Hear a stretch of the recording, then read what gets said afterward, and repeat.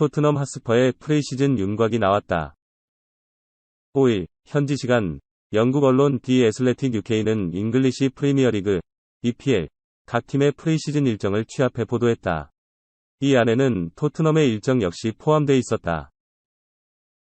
매체에 따르면 토트넘은 오는 7월 13일 팀 K리그와의 쿠팡 시리즈 경기로 프리시즌을 연다. 이후 16일 세비야 FC를 수원에서 만난다. 7월 23일에는 영국에서 레인저스 FC를 상대하고 30일에는 이스라엘에서 주재 무리뉴 59 감독의 AS 로마를 만날 예정이다. 이를 위해서 토트넘은 7월 초 선수들을 소집한다. 현재 휴가를 시작한 선수들은 7월 4일까지 소집 예정이고 현재 A매치를 치르고 있는 국가대표 선수들의 경우 7월 9일까지 모이게 할 예정이다. 직전 시즌 아시아인 최초 EPL 득점왕에 오르며 국위선양을 한 손흥민, 29은 굳이 영국에 복귀하지 않아도 될 전망이다.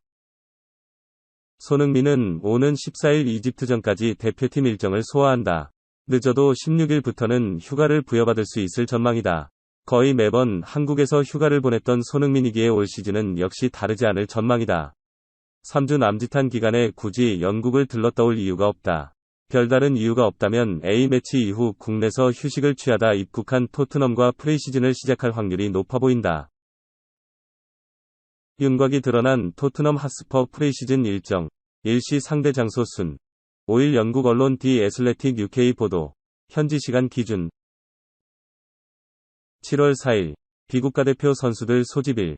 런던, 영국 7월 9일 국가대표 선수들 소집일.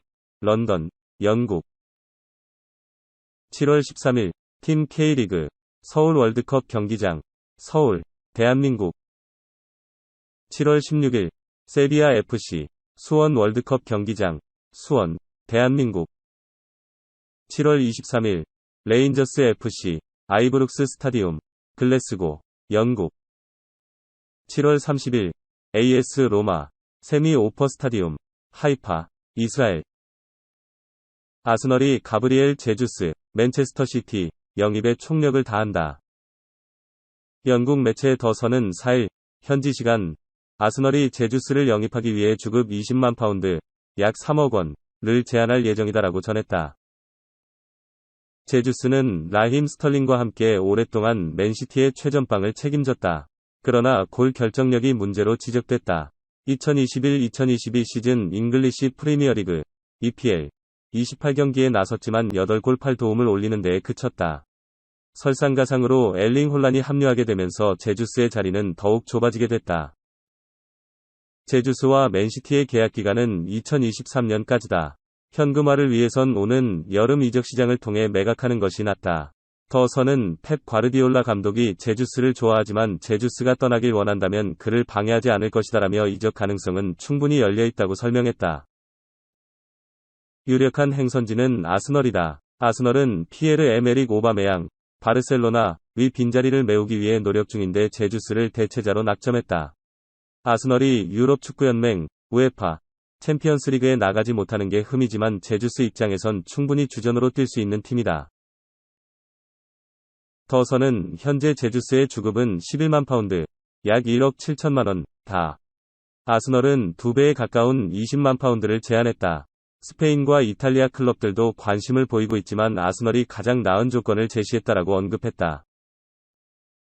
올여름 잉글랜드를 떠나 조국 네덜란드로 향할 가능성이 높은 스티븐 베르흐베인의 미래가 어둡다. 토트넘 호스퍼가 AFC 아약스의 제안을 거절했다.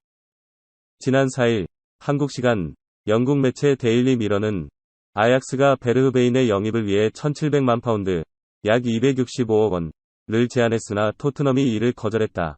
라고 전했다. 베르흐베인에게는 청천벽력 같은 소식이다. 며칠 전 아약스가 토트넘의 베르흐베인의 영입을 직접적으로 문의했고 그와 5년 계약을 맺을 것이라는 소식이 전해졌으나 토트넘이 아약스의 제안을 거절하며 상황이 바뀌었다. 토트넘은 아약스가 제안한 이적료의 규모에 만족하지 못하는 눈치다. 지난 2020년 1월 베르흐베인의 영입에 2,700만 파운드, 약 422억 원을 사용한 토트넘은 투자한 금액을 최대한 많이 회수하겠다는 심산이다. 특히 짠돌이로 유명한 다니엘 레비 회장이기에 아약스가 베르흐베인의 영입을 성사시키기 위해서는 보다 많은 이적료를 사용해야 할 것으로 보인다. 아약스에 이어 프리미어리그의 에버턴도 베르흐베인에 러브콜을 보내고 있다는 소식이 전해지는 가운데 베르흐베인은 네덜란드로의 복귀를 선호하나 모든 옵션을 열어두고 있다고 밝히며 그의 이적설에 불을 지폈다. 베르흐베인은 지난 2019에서 20시즌 맨체스터 시티를 상대로 데뷔전 데뷔골을 기록하며 화려하게 등장했다. 이후 몇 경기 선발 기회를 받았으나 기대에 미치지 못했고 잔여 시즌을 벤치 멤버로 마감했다. 부진은 그의 두 번째 시즌이었던 2020-21 시즌에도 이어졌다. 모든 대회 35경기에 나섰으나 한 골 7도움에 그쳤고 올 시즌에는 더욱 각성한 손흥민과 신입생 데얀 쿨루셉스키에 밀려 완전히 후보로 전락했다. 리그에서 선발 출전은 단 한 차례에 그쳤고 경기당 평균 22분 출전하는 것에 만족해야 했다.